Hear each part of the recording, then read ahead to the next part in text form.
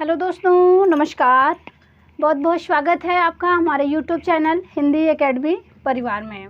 कैसे हैं आप सब? आशा करते हूँ अच्छे होंगे, स्वस्थ होंगे और खूब मन लगा करके पढ़ाई कर रहे होंगे, अपने लक्ष्य के प्रति निरंतर आगे बढ़ते होंगे। तो दोस्तों, जो भी भाई बहन चैनल पे पहली बार है वे हमारे चैनल को सब्सक्राइब कर लें, बेल आइकन प्रेस कर लें, जिससे हमारे वीडियोज़ की हर नोटिफिकेशन उन्हें मिल जाया करें। और दोस्तों, वीडियो को खूब शेयर किया करिए, जिससे और भी भाई बहन हमसे जुड़ पाएँ और यहाँ से प्रैक्टिस करके मॉडल टेस्ट लगा के अपने तैयारी को और सुदृढ़ बना सकें। ठीक है, तो हम यूपी टीजीटी पीजीटी और बिहार शिक्षक भर्ती जिसमें 6 to 8 की तैयारी कर रहे हैं यहाँ पे। ठीक है, तो चलिए बिना देर किए हुए आज की क्लास को कंटिन्यू करती हूँ और आप भी कॉपी पेन ले लीजिए और जो मैं एक्स्ट्रा बताया करूँ उन्हें भी आप नोट किया करें। ठीक है, तो देखिए हिंदी साहित्य और व्याकरण से प्रश्न मैं लेके आती हूँ। आज हमारा प्रैक्टिस 3 है। चलिए, प्रश्न 1 है, सांस सांस में बास। सांस सांस में बास निबंध के लेखक हैं। ऑप्शन ए है Alex M George, option B है वन के मार्ग में, ऑप्शन सी है मैं सबसे छोटी हूँ, ऑप्शन डी है वह चिड़िया जो। चलिए, आप सब अपने अपने आंसर गेस कर लिया करिए। दोस्तों, ये तो बताया करिए हमारे इतने प्रश्न सही हुए और प्रश्न कैसे हैं कैसे नहीं। तो प्लीज़ दोस्तों, आपसे रिक्वेस्ट है, कमेंट किया करिए, हमें बताया करिए प्रश्न अच्छे हैं। ठीक है, जिससे कि हमारा और उत्साह बढ़े और मैं आप सबके लिए और अच्छे अच्छे प्रश्न ले आऊँ, प्रश्नों की संख्या बढ़ाऊँ। ठीक है, तो देखिए सांस सांस में बास निबंध के लेखक हैं। जिन भाई बहन ने ऑप्शन ए लगाया होगा वे सही हैं, Alex M George. Option B की बात करूं, वन के मार्ग में, ये कविता है और किसकी है? तो तुलसीदास जी की है। आप नोट करिएगा, वन के मार्ग में कविता तुलसीदास जी की है। मैं सबसे छोटी हूँ, ये भी आपकी कविता है। ठीक है, और ये कविता सुमित्रानंदन पंत की है। नोट करिएगा, वह चिड़िया जो, ये भी आपकी कविता है और किसकी है? तो केदारनाथ अग्रवाल की है। यहाँ पे हमने जिन जिन कवियों का नाम लिया है वे सब इम्पोर्टेंट है, या आप यूपी टीजीटी पीजीटी दें या फिर आप बिहार शिक्षक भर्ती दें। ठीक है, तो इन कवियों को आप पढ़ें। प्रश्न 2 देखिए, अगर किसी बच्चे ने घर की किसी चीज़ को हाथ लगाया तो बस रात खाना बंद हो जाएगा। एक बार फिर सुनिए, अगर किसी बच्चे ने घर की किसी चीज़ को हाथ लगाया तो बस रात खाना बंद हो जाएगा। उपर्युक्त कथन किस पाठ से लिया गया है, यानी किस रचना से ये कथन लिया गया है? ऑप्शन ए है क्या निराश हुआ जाए, ऑप्शन बी है कामचोर, यह सबसे कठिन समय नहीं, ऑप्शन सी है लाख की चूड़ियाँ, या फिर ऑप्शन डी से। बताइए किस का रचना से लिया गया है और किस पाठ से। यहाँ पे रचना कर लीजिए, किस रचना से लिया गया है। ठीक है, यहाँ पाठ लिखे हैं ना, यानी पाठ है, लेकिन ये समझिएगा किस पाठ से, ये किस पाठ से लिया गया है। वह रचना भी लिखिए, वह रचना का नाम बताइए। रचना का नाम रहेगा तभी तो उस रचना में आधारित वो पाठ रहेगा। तो देखिए, क्या निराश हुआ जाए, ये निबंध विधा की रचना है। दोस्तों, यहाँ से निबंध भी खूब पूछे जाते हैं। या आपका ये केवीएस टीजीटी पीजीटी हो गया, बिहार शिक्षक भर्ती हो गया, तो इन सब परीक्षाओं में विधा भी खूब पूछे जाते हैं। तो क्या निराश हुआ जाए, ये निबंध है और चर्चित है। किसका है? तो हजारी प्रसाद द्विवेदी का है। ठीक है, कामचोर की बात करूं तो ये कामचोर जो रचना है ये इस्मत चुगताई का है। ठीक है, ये रचना इस्मत चुगताई का है। यह सबसे कठिन समय नहीं, ये है आपका जया जादवानी का।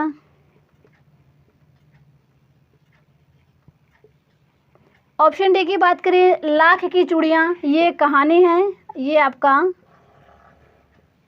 किसका है? तो ये कामतानाथ का है। ठीक है। तो देखिए, अगर किसी बच्चे ने घर की किसी चीज़ को हाथ लगाया तो बस रात खाना बंद हो जाएगा। ये कथन जो है कामचोर रचना से लिया गया है। ठीक है, चलिए आगे बढ़ते हैं। प्रश्न 3 देखते हैं। अन्नपूर्णा द्वारा रचित अकबरी लोटा शीर्षक कहानी के प्रमुख पात्र हैं। कभी कभी रचनाओं के पात्रों से भी प्रश्न बनते हैं। ठीक है, तो देखिए, लाला झाऊलाल हैं, बलवंत मिश्र हैं, प्रभाकर हैं, देवदत्त हैं।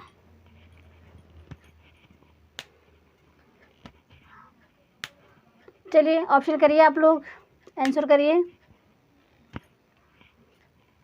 ये सभी रचनाएं दोस्तों एनसीईआरटी से हैं।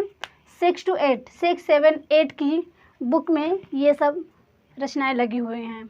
ठीक है, तो हमें एनसीईआरटी और एससीईआरटी हमें बिहार शिक्षक भर्ती के लिए दोनों पढ़ने हैं। ठीक है, और यहीं से ये पढ़ते रहिए, ये आपका यूपी टीजीटी पीजीटी में भी आएगा, क्योंकि ये जो लेखकों को आप पढ़ रहे हैं इनके और भी रचनाएं हैं जो यूपी टीजीटी पीजीटी में पूछे जाते हैं। तो आप पढ़ते रहिए, खूब रिवीजन करिए और खूब प्रैक्टिस लगाइए। ठीक है,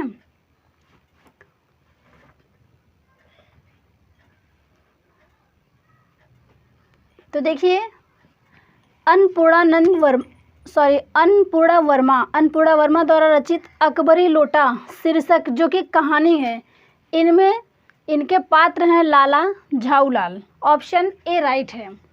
अगर इनके अन्य पात्रों की बात करूं तो एक हैं बिलवासी मिश्र, यहीं पे नोट कर देती हूँ, पंडित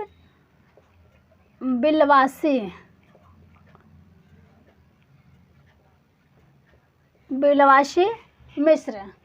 एक हैं आपके लाला झाऊलाल और एक है पंडित बिलवासी। ये ला समझिएगा इसको, स नहीं, पंडित बिलवासी मिश्र और एक है मेजर डगलस।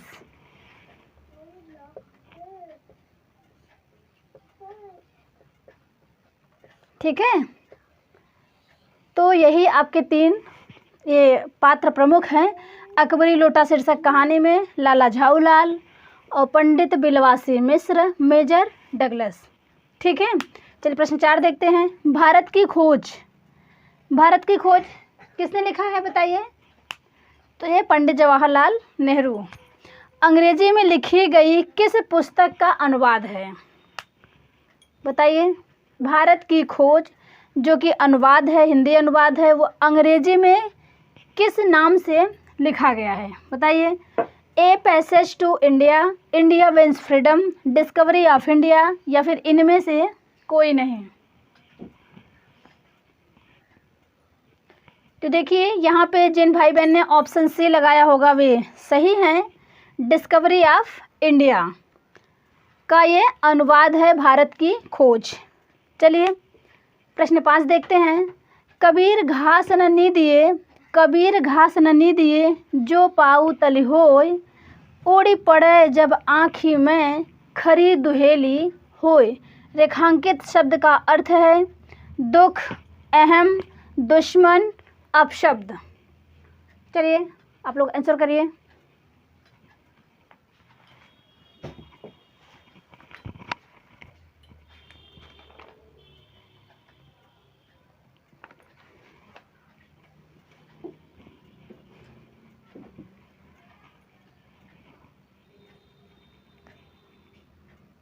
देखिए, यहाँ पे पूछा है रेखांकित शब्द, तो यह यहाँ पे रेखांकित है दुहेली। दुहेली का अर्थ क्या होगा? तो दुख है, अहम है, दुश्मन है, अपशब्द है। तो यहाँ पे आपका राइट आंसर हो जाएगा ए, दुख। ठीक है, चलिए अगला देखिए। कन्यादान कविता के रचयिता हैं। दोस्तों एक शब्द रचयिता को आप ध्यान रखिए, वर्तनी में खूब पूछा जाता है। रचयिता, मैं बार बार कहती हूँ, एक आपका रचयिता, एक दूसरा है आपका कवयित्री। ठीक है, कवयित्री ये खूब पूछे जाते हैं, तो इन्हें आप ध्यान रखें। देखिए, कन्यादान कविता किसका है? ऋतुराज का है, देवी दत्त का है, देवराज का है, कुमार विभव का है। तो यहाँ पे आपका राइट आंसर हो जाएगा ऋतुराज। राज।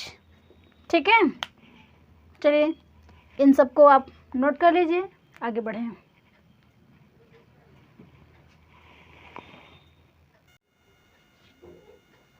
चलिए प्रश्न 7 देखते हैं।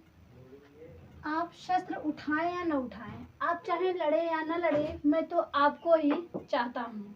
फिर सुनिए एक बार, आप शस्त्र उठाएं या न उठाएं, मैं आप चाहे लड़े या न लड़े, मैं तो आपको ही चाहता हूँ। श्री कृष्ण ने यह कथन किसके लिए कहा है? युधिष्ठिर के लिए, भीम के लिए, अर्जुन के लिए और दुर्योधन के लिए, बताइए।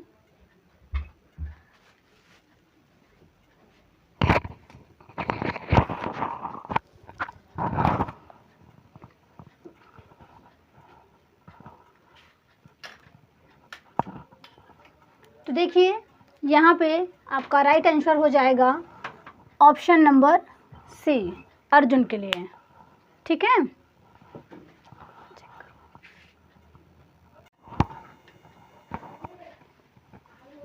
चलिए प्रश्न 8 देखते हैं। वीर कुंवर सिंह किस विधा की रचना है? वीर कुंवर सिंह किस विधा की रचना है? जीवनी है, रेखा चित्र है, कहानी है या फिर संस्मरण है? तो देखिए वीर कुंवर सिंह ये जीवनी विधा की रचना है, ऑप्शन ए राइट है। ठीक है, और विभागीय का है। रेखा चित्र की बात करें दोस्तों, एक महादेवी वर्मा का चर्चित रेखा चित्र है जो कि एनसीईआरटी में लगा हुआ है, तो आप लोग जान लीजिए नीलकंठ।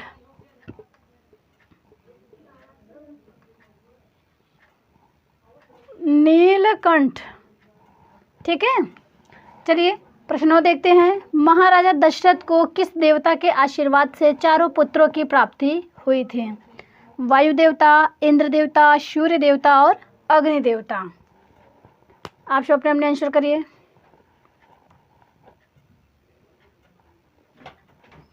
तो देखिए महाराजा दशरथ को सूर्य देवता के आशीर्वाद से 4 पुत्रों की प्राप्ति हुई थी।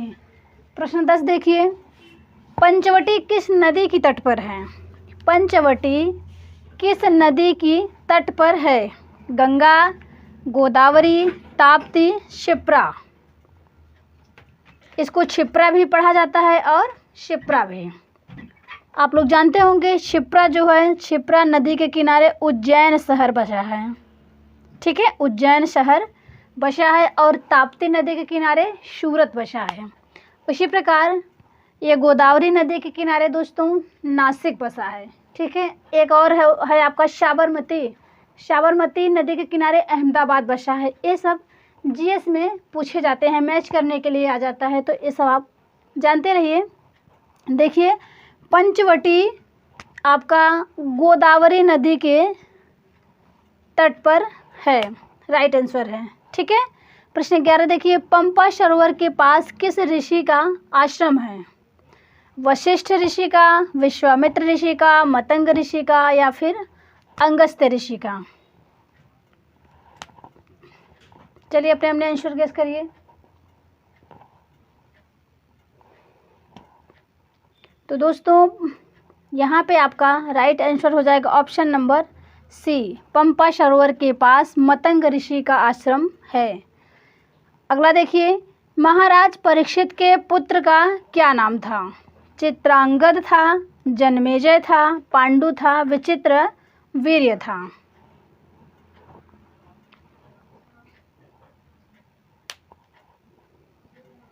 तो देखिए महाराज परीक्षित के पुत्र का नाम जन्मेजय था, राइट आंसर आपका बी होगा। ठीक है, चलिए अगला प्रश्न देखते हैं।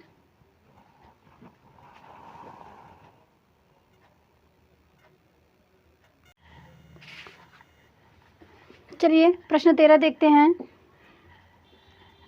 जब एक ही शब्द वाक्य में लगातार 2 बार प्रयुक्त होकर विशेष अर्थ दर्शाता हो तो उसे क्या कहते हैं?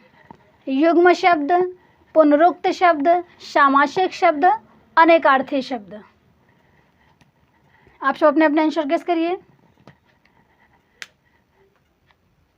तो देखिए जब एक ही शब्द वाक्य में लगातार 2 बार प्रयुक्त होकर विशेष अर्थ दर्शाते हैं तो उसे पुनरुक्त शब्द कहते हैं। ठीक है, अगला प्रश्न देखिए, भाषा किसका पर्यायवाची है? दोस्तों, भाषा किसका पर्यायवाची है? सरस्वती का, गर्दभ का, कपड़ा का या फिर मनोज का? तो आप सब जानते होंगे भाषा सरस्वती का पर्यायवाची है। ठीक है, सरस्वती का पर्यायवाची है भाषा। और गर्दभ किसका पर्यायवाची है? और दोस्तों ये इम्पोर्टेंट है, ये पूछे जाते हैं, गर्दभ किसका पर्यायवाची है बताइए? वैशाख नंदन, गर्दभ। और आप सब हमें कमेंट के थ्रू बताइएगा। ठीक है, गर्दभ किसका पर्यायवाची है? कपड़ा, कपड़ा किसका पर्यायवाची है? तो चीर, कपड़े का पर्यायवाची चीर हो गया, वसन हो गया, ये सब आप परिधान हो गया, जानते रहे। और मनोज दोस्तों किसका पर्यायवाची है? ये भी आप हमें कमेंट करके बताइएगा। ठीक है, मनोज, कामदेव। चलिए, एक हमने बता दिया, एक आप बताइएगा। ठीक है, प्रश्न 15 देखिए, उसका सिर खुजलाता है। उसका सिर खुजलाता है वाक्य में क्रिया कौन सी है? सकर्मक है, अकर्मक है, द्विकर्मक है, संयुक्त क्रिया है? देखिए, उसका सिर खुजलाता है, तो ये वाक्य में क्रिया बताना है। तो सकर्मक कहाँ होता है? जहाँ पे कर्म होता है। ठीक है, जहाँ पे कर्म होता है वहाँ पे सकर्मक होता है। और अकर्मक कहाँ होता है? तो जहाँ पे कर्म नहीं होता, उसका सिर खुजलाता है, ये अकर्मक है। ठीक है, राइट आंसर होगा आपका बी। प्रश्न 16 देखिए, लालटेन शब्द है, देशज है, विदेशज है, तत्सम है, तद्भव है?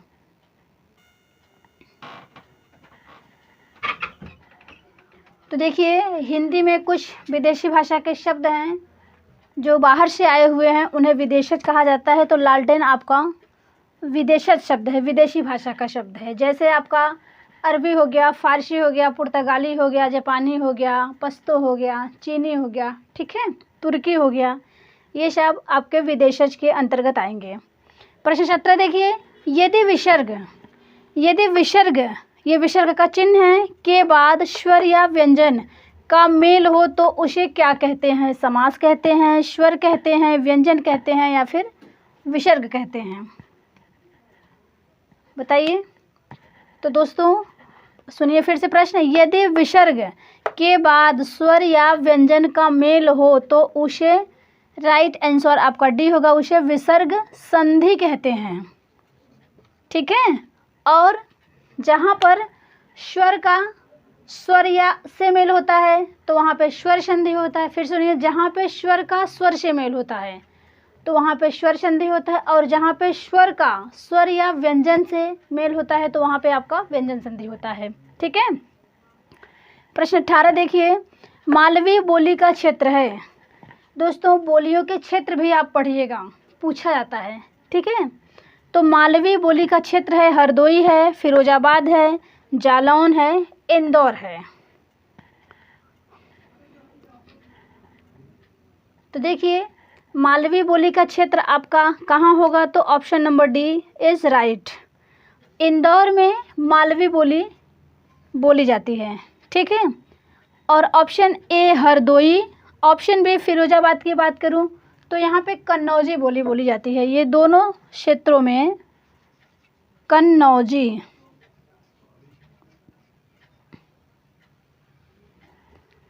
बोली बोली जाती है। दोस्तों जालौन की बात करूं तो जालौन में बुंदेली बोली जाती है, बुंदेली।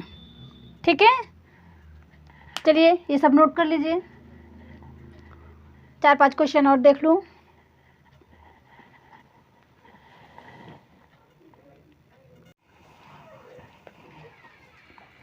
चलिए प्रश्न 19 देखते हैं। दाम शब्द का बहुवचन होता है, दामे, दामों, दामाओं, इनमें से कोई नहीं। बताइए। तो दोस्तों कुछ ऐसे शब्द हैं जिनका केवल बहुवचन में ही वे प्रयोग किए जाते हैं। जैसे आपका देखिए प्राण हो गया, आंसू हो गया, आंसू, और आपका हो गया लोग, दर्शन। ठीक है, ये शब्द हमेशा आपके बहुवचन में प्रयोग किए जाते हैं। और यहाँ पे दाम शब्द भी जो है ये इनमें से राइट आंसर का कोई नहीं, ये भी आपका हमेशा बहुवचन में ही प्रयोग किया जाता है। प्राण, आंसू, दर्शन, लोग, दाम। ठीक है, और देखिए अगला प्रश्न, अमृत का अनेकार्थी शब्द नहीं है। स्वर्ण, अन्न, दूध, कमल। आज हमने व्याकरण के कुछ चुने हुए प्रश्नों को लिया है, इन पे आप शब्द अपनी प्रतिक्रिया जरूर दीजिएगा। ठीक है, प्रश्न कैसे हैं देखिए। प्रश्न नंबर 20, अमृत का पर्यायवाची शब्द नहीं है, तो यहाँ पे जिन भाई बहन ने ऑप्शन डी चुना होगा वे सही हैं। स्वर्ण, अन्न, दूध ये अमृत के अनेकार्थी शब्द हैं। ठीक है, और कमल नहीं है। प्रश्न 21 देखिए, आवेदन पत्र किस संदर्भ में प्रयोग नहीं किया जाता। आवेदन पत्र किस संदर्भ में प्रयोग नहीं किया जाता है। खाली पदों पर होने वाली भर्ती के लिए, अवकाश के लिए, किसी समस्या के समाधान के लिए, अंतर कार्यालय ज्ञापन के लिए।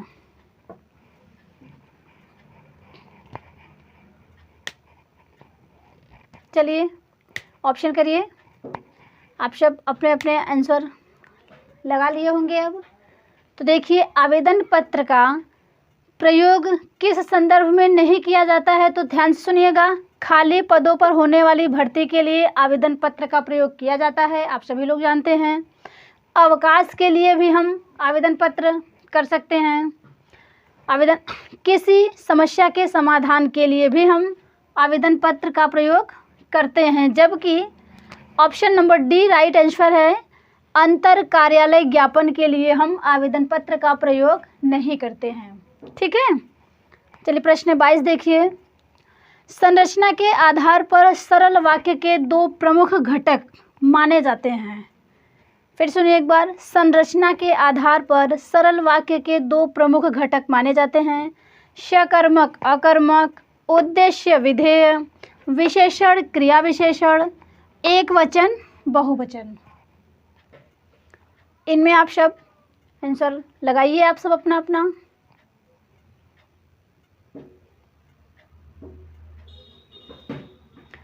दोस्तों अगर वीडियो पसंद आया हो तो एक लाइक भी ज़रूर करिएगा। हमने बहुत मेहनत से यह प्रश्न बनाया हुआ है। ठीक है, और वीडियो को, ये क्लास को खूब शेयर किया करिए, जिससे और भी बच्चे हमसे जुड़ पाएँ, हमें फॉलो करें, यहाँ से प्रैक्टिस लगाएं, अपनी तैयारी को और भी बेहतर बनाएं। तो देखिए संरचना के आधार पर सरल वाक्य के दो प्रमुख घटक माने गए हैं, उद्देश्य और विधेय। ठीक है, राइट आंसर ऑप्शन बी।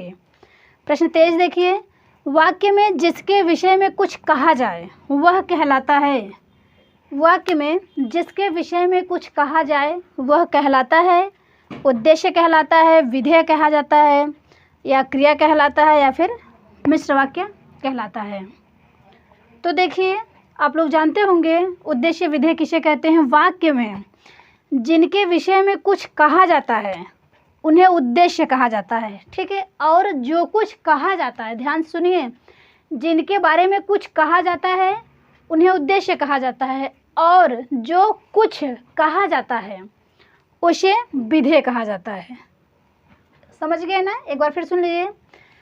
जिसके बारे में कुछ कहा जाए वह उद्देश्य होता है, और जो कुछ भी कहा जाए वह विधेय होता है। ठीक है, मैं उम्मीद करती हूँ अब आप समझ गए होंगे अच्छे से। प्रश्न 14 देखिए, थोड़ा थोड़ा किस प्रकार का अव्यय है। थोड़ा थोड़ा किस प्रकार का अव्यय है। न्यूनताबोधक अव्यय, पर्याप्तिवाचक अव्यय, तुलनावाचक अव्यय, या फिर श्रेणीवाचक अव्यय। तो देखिए यहाँ पे आपका राइट आंसर हो जाएगा ऑप्शन नंबर डी। ये श्रेणीवाचक अव्यय है, थोड़ा थोड़ा श्रेणीवाचक अव्यय है। ठीक है। और दोस्तों आज के सेशन का ये अंतिम प्रश्न है। देखिए, निर्धन के धन सी तुम आई, निर्धन के धन सी तुम आई में अलंकार है उपमा अलंकार, रूपक अलंकार, उत्प्रेक्षा अलंकार और ऑप्शन डी है अनुप्रास अलंकार। चलिए ऑप्शन करिए। तो देखिए इसमें सी शब्द लगा है ना, सी समानता वाला शब्द, वाचक शब्द किस में लगता है? उपमा अलंकार में। राइट आंसर ए उपमा अलंकार है। ठीक है। तो चलिए बस आज यहीं तक। प्रश्न कैसे थे दोस्तों, इस पे ज़रूर आप सब अपनी राय हमें दीजिएगा। और हम ये वीडियो पसंद आई हो तो एक लाइक करिएगा। और अभी तक आपने हमारे चैनल को सब्सक्राइब नहीं कर रखा है तो प्लीज़ दोस्तों चैनल को सब्सक्राइब कर लीजिए और बेल आइकन प्रेस कर लीजिए, जिससे हमारे वीडियोज़ की हर नोटिफिकेशन आपको मिल जाया करे। और दोस्तों खूब जी जान से तैयारी करिए। बस मैं यही कामना करती हूँ ईश्वर से, आप सब अपने मंजिल तक पहुँचे और जी जान से मेहनत करिए। और दोस्तों सच्चे मन से मेहनत करेंगे तो अवश्य पहुँचेंगे। ठीक है। तो चलिए आप सब खूब स्वस्थ रहिए, मस्त रहिए और जी जान से तैयारी करिए। नमस्कार।